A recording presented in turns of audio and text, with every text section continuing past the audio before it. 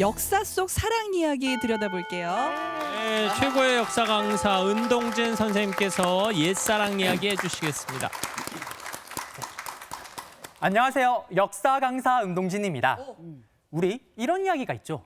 인간의 삶에 빼놓을 수 없는 주제, 이야기가 있다. 바로 러브. 사랑입니다. 네. 드라마보다 더 드라마 같고 영화보다 더 영화 같은 것이 역사 속 사랑 이야기라고 하는데요. 오늘 제가 절절한 사랑부터 정말 치정으로 치닫는 사랑까지 다 들려드리겠습니다. 오늘 그 첫 번째 이야기는 바보 온달과 평강공주입니다. 선생님, 또 사랑 이야기야? 바보 온달과 평강공주가 그게 실제로 역사 속에 있는 인물들이에요? 이거 전래동화 아니에요? 네네네. 많은 분들이 그렇게들 생각을 하시는데요. 사실 바보 온달과 평강공주의 이야기는 고려시대 김부식이 쓴 삼국사기, 현존하는 우리나라 최고 역사서에 기록되어 있는 팩트입니다.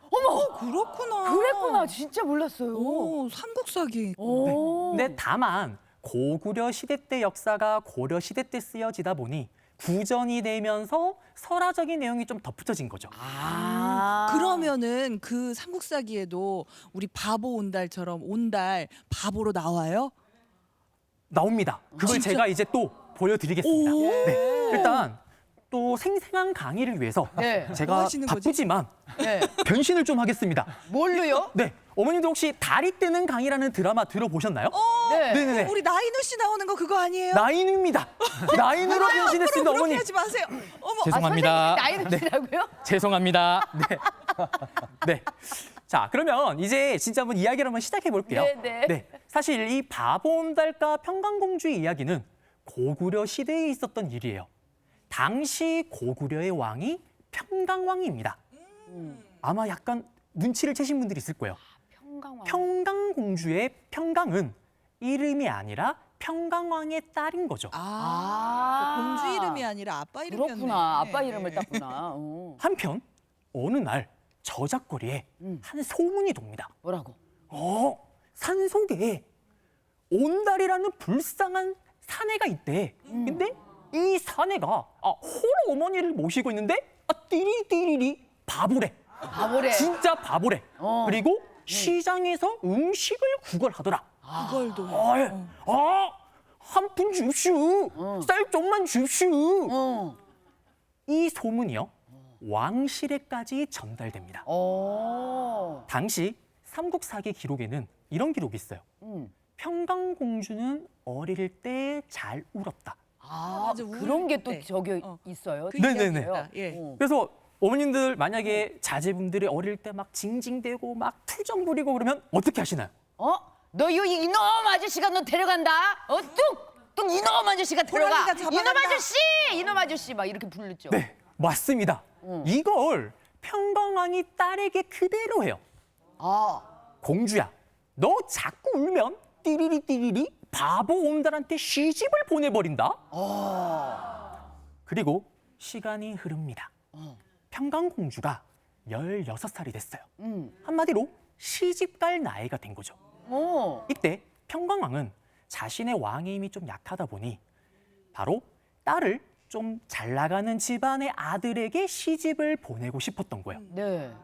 그러자 평강공주가 나서서 이렇게 말하죠. 뭐라고요? 아버지는 항상 어릴 때부터 바보 온달에게 시집을 가라고 했습니다. 평범한 사내도 한 입으로 두 말을 하지 않거늘 어찌 한 나라의 국왕이 두 말을 하려 하십니까? 저는 아버지의 명령을 따를 수 없습니다. 바보 온달에게 시집을 가겠습니다. 어머, 평강공주 이거 무슨 생각이지? 그러게. 그리고 궁을 뛰쳐나옵니다. 진짜로요? 네. 그리고 산속에 있는 온달에 가서 청혼을 하죠. 본인이? 네. 공주가? 이때 온달의 반응이 기록에 있어요. 네. 넌 사람이 아니다. 영귀신일 거다. 다가오지 마라. 사실 좀 이해가 되지 않나요? 온달의 입장에서는 그쵸. 산속에 정말 가난하게 살고 있는데 어느 날 갑자기 공주가 와서 결혼을 하세요. 그러니까. 그래, 말이 안 되죠. 네. 그렇지만 이내 평강공주의 청혼을 받아들이고 결혼을 하게 됩니다. 아니 근데요, 제 기억에는 바보 온달이 온달 장군이 됐던 그렇지, 기억이 그렇지. 있거든요. 또 제가 준비를 했습니다. 아. 준비를 또 하셨어요. 준비가 됐습니다. 시간이 흐르고 흐릅니다. 어. 고구려에 큰 사냥 대회가 열려요. 이때 온달 장군이 정말 엄청난 활약을 합니다. 좋은 말을 타고요. 뛰어난 무예 실력을 보여주는데 이 뒤에는 평강공주의 내조가 있었다라고 이야기를 하죠. 좋은 말은 또 공주가 공수하고. 그리고 중국의 오랑캐와 고구려가 전쟁이 붙었을 때 온달이 또 크게 활약을 합니다. 이때 평강왕이 모든 신하가 있는 자리에서 이렇게 이야기를 하죠. 이 자가 바로 나의 사위다. 오. 사위로 인정을 받게 된 겁니다. 이야.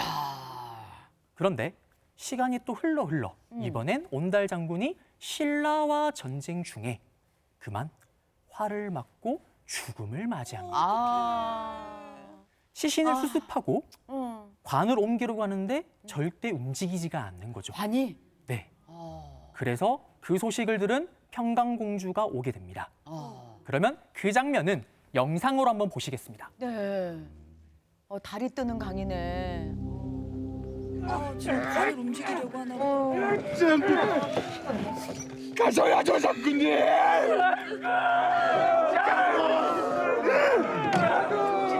평강공주다. 평강공주 온다. 어찌 이러십니까? 이제 떠나셔야지요, 장군. 홀로 남을 제 걱정에 이러신다면 조금도 심려치 마십시오.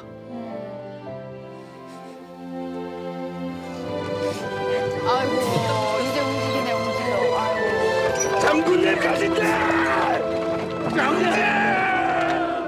아유, 아유. 아니 얼마나 사랑했으면 와이프를 그러니까 아내를 갖다 평강공주를 두고서 내가 못 간다 이걸로 지금 관이 안 움직였던 거 아니에요. 근데 아내가 가라고 하니까 이제 그제서야 관이 움직이네. 네, 맞습니다.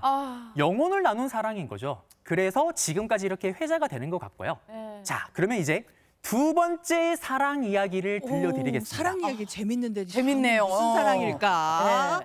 네. 네, 우리가 앞에서 봤던 러브 스토리가 궁궐밖이라면 이번에는 조선시대 궁 안에 있었던 정말 절절한 러브 스토리입니다. 절절해요.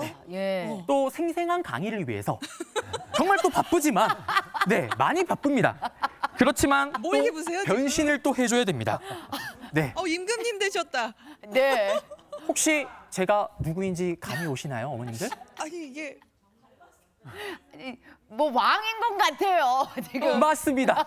제가 바로 조선 제22대 왕 종조 이산이서진입니다. 이서진. 죄송합니다. 네. 사실 살아생전에 정조 대왕에게는 한 명의 왕비와 4명의 후궁이 있었습니다. 오. 그 중에 정조가 직접 마음을 주고 사랑했던 여인은 단 한 명이죠. 바로 성덕임입니다. 덕임. 그런데 더 놀라운 사실은 성덕임이요, 정조 대왕의 프로포즈를 무려 2번이나 거절합니다. 왕의 프로포즈를 그래요? 거절해요. 오. 그러면 이제 왜 거절을 했는지 그 이유를 한번 살펴보겠습니다. 네. 이산이 18살이 되던 해에 어릴 때부터 친했던 성덕임에게 고백을 합니다. 내 후궁이 되겠는가? 그러자 성덕임이 싫어요! 싫습니다! 거절을 해요. 그렇게 말을 할 수가 있어요? 좀 어색했나요? 아니요. 아니요. 궁녀가 이렇게 그렇죠. 오. 네. 사실 한낱 궁녀가 왕이 될 수 있는 사람의 승인을 거부한다? 네. 목숨을 건 행위죠. 세자였을 때 그런 거죠? 네, 세손일 때. 세손일 때. 근데 왜 그런 거 있잖아요. 저같이 내 스타일 아니면 죽어도 내가 마음이 안 열리는 뭐 그래서 성덕임이 죽을 각오를 하고 나는 너랑은 못 산다 친구다 우리는. 뭐 그럴 수도 있죠. 그렇죠. 네, 숨겨진 이유가 있습니다. 어. 사실 이산에게는 첫 번째 부인이 있었어요. 이산의 신분이 세손이다 보니 첫 번째 부인의 신분은 세손빈이죠. 네네. 그런데 둘 사이에 아이가 없었던 거예요. 아. 그러니 성덕임은 내가 먼저 승은을 받고 자식을 낳을 수는 없다. 그러면서 거절을 하죠. 야, 멋진 여자다. 진짜 욕심이 있을 수도 있는데 오히려 낮췄네요 몸을. 이산은 이 거절을 받아들입니다. 그리고 몇 년 후 드디어 조선의 제22대 왕으로 즉위를 하죠. 그리고 다시 고백합니다. 이제는 내 후궁이 되어주겠는가. 이제 왕이야 왕. 15년 만에 두 번째 프로포즈. 어. 이고도 거절을 합니다. 아니 근데 정조대왕도 진짜 대단한 게 가능할- 15년 동안 그렇게 계속 그러면은 마음에 있었나 봐. 여자 나이가 너무 많이 나이가 들어서 안 예쁠 텐데. 자, 두 분한테 고백한 거 아니니까 흥분하지 마시고요. 아니 근데 네. 진짜 이거 강의 흥분할 수밖에 듣겠습니다. 없어요. 네. 네. 진정한 사랑이었던 거죠. 어. 네. 근데 이 두 번째 거절 이유도 사실은 첫 번째와 같습니다. 여전히 정조의 첫 번째 부인이 아들이 없었던 거예요. 그리고 성덕임은 저의 가문이 너무 미천합니다. 그래서 후궁을 드린다라면 정말 명문가 집안의 여식을 드리는 게 어떻겠습니까? 라고 거절을 합니다. 아. 그랬구나. 진짜 너무 사랑해서 그런 것 같아요. 정조가 어떤 반응을 보이나요? 그러니까요. 네. 다들 궁금해하실 것 같은데요. 네. 사실 첫 번째는 정조가 그냥 넘어가요. 근데 두 번째는 남자입니다. 그렇죠. 그러면서 약간 무리수를 던져요. 어. 성덕임 주변을 괴롭힙니다. 성덕임 하인들 말이야. 요즘 좀 게으른 것 같은데? 벌을 좀 줘야겠군. 이런 식으로 괴롭히는 거예요.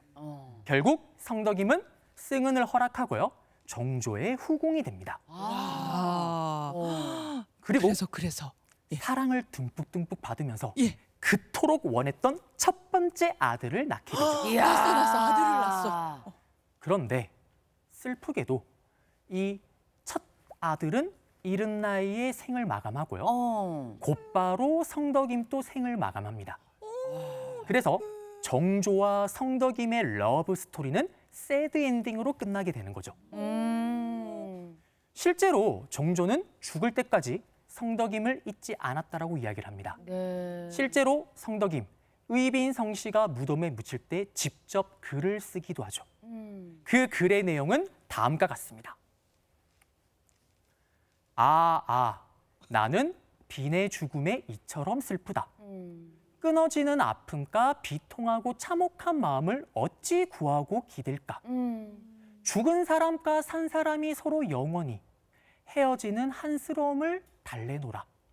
슬픔을 잊을 수 없음을 슬퍼하는 것이 마땅하다. 아들 딸 낳고 잘 살았습니다 하고 해피엔딩으로 끝나면 참 좋을 텐데 너무 가슴 아프네요. 그러네요. 아유. 네, 이렇게 슬픈 이야기라서 지금까지 회자가 되고 있는 것 같고요. 네. 자, 그러면 이제 분위기를 한번 확 바꿔보겠습니다. 예. 네.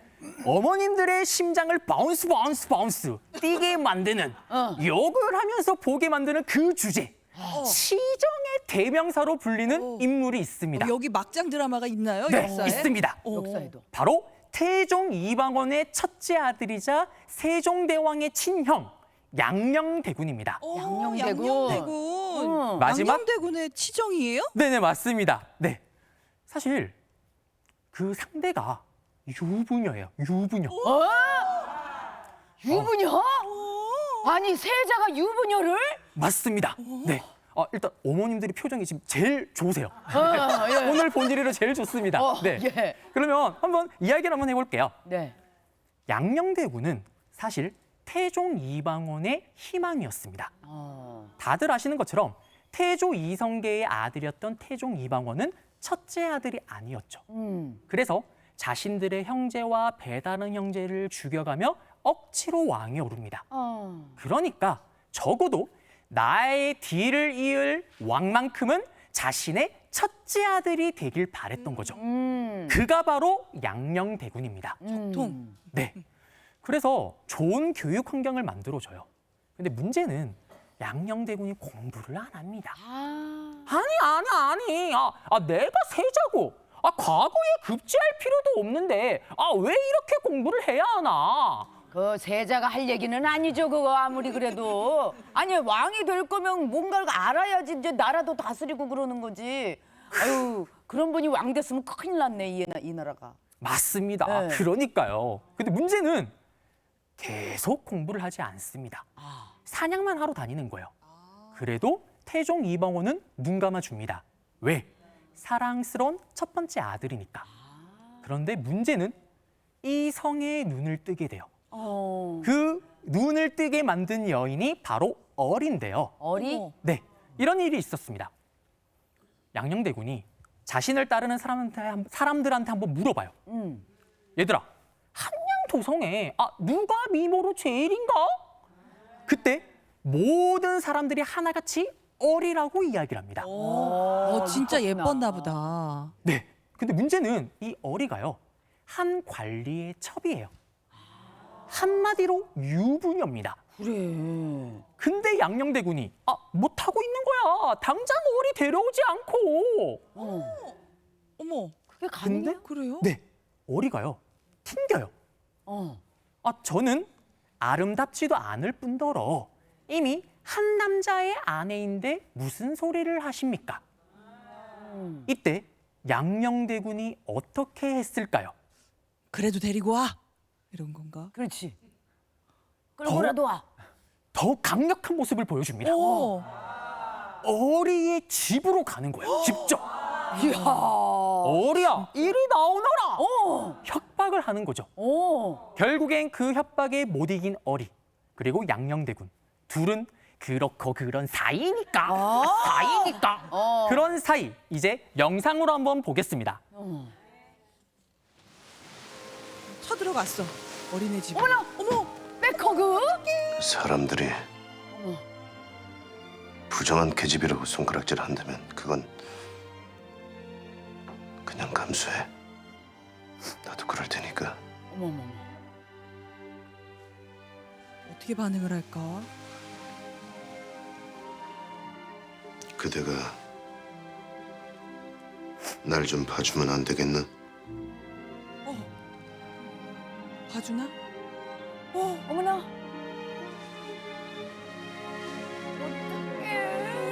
근데 너무 무섭다. 눈이 눈빛 봐.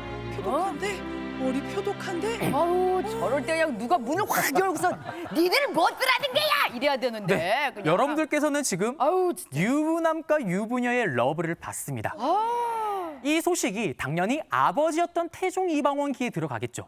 난리 났겠네요. 난리 났어. 어리를 내쫓고 관련자들을 다 처벌합니다. 어. 그러자 양녕대군이 싹싹싹 빌어요.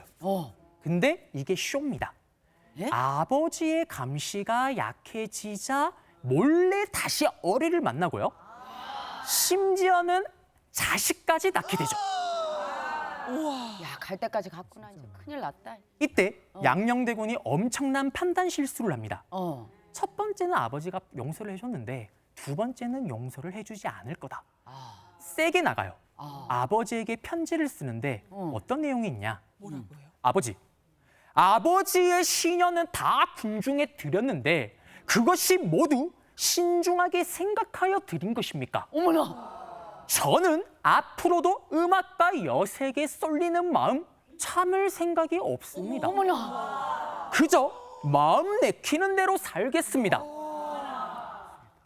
이방원이 나가는구나. 이번에는 용납하지 않습니다. 그렇겠지. 사실은 부자 관계 이전에 태종 이방원은 왕이잖아요. 그렇죠. 이거는 명백한 국왕에 대한 도전이었던 거죠. 결국 양녕대군은 세자 자리에서 쫓겨나게 됩니다. 아니, 당연한 거 아니에요. 그 정도 잘못 저질렀으면 나래도 그랬겠다. 호적에서 판 거 아니야. 호적에서 파야지 그럼. 네, 맞습니다. 호적에서 파였다고 볼 수가 있는데요. 네. 그러면 이 양녕대군의 빈자리는 누가 메우게 되냐? 바로 동생이었던 충녕대군. 우리가 잘 아는 훗날 세종대왕입니다. 혹자는 이런 이야기를 하죠. 네. 만약에 어리가 없었더라면 훈민정음은 탄생하지 못할 수도 있었을 것이다. 와. 그러네. 진짜 그러네. 어리 고맙다 야. 아유 어리. 아유 고맙네. 네, 역사 속 사랑 이야기 아주 재밌게 들었습니다. 네. 재밌으셨죠? 예. 네. 아유. 야, 질문도 들어왔을 것 같은데요. 네네. 예. 많은 분들께서 진짜로 이 질문을 하셨네요. 뭐야? 그래서 온달은 진짜 바보였어요? 누구? 아, 네. 진짜 바보. 진짜 궁금한가 봐요. 아, 네. 진짜 많이 듣는 질문입니다. 네. 사실 온달에 대한 출신이나 가계에 대한 정확한 기록이 없습니다. 네, 남아있는 게 없으니까요. 다만 온달이 고구려의 공주와 혼인했다라는 사실을 놓고 우리는 그가 단순히 평민이 아닐 가능성이 있는 거죠. 그는 어떻게 보면 새롭게 떠오르는 신진 귀족 세력일 확률이 높습니다. 아. 그러니까 정통 귀족이 바보 온달과 평강공주의 결혼을 탐탁치 않게 여겼고요. 이를 비꼬아서 온달을 바보로 불렸을 가능성이 있죠. 아, 네. 아유, 그래서. 재밌는 역사 속 네. 뒷얘기까지 잘 들었습니다. 네. 뭔가 이렇게 빨려 들어간 느낌이죠. 그러니까. 네. 자, 우리 역사 강사 은동진 선생님께 감사의 박수 보내드리겠습니다. 고맙습니다. 감사합니다. 재밌었습니다. 감사합니다. 네.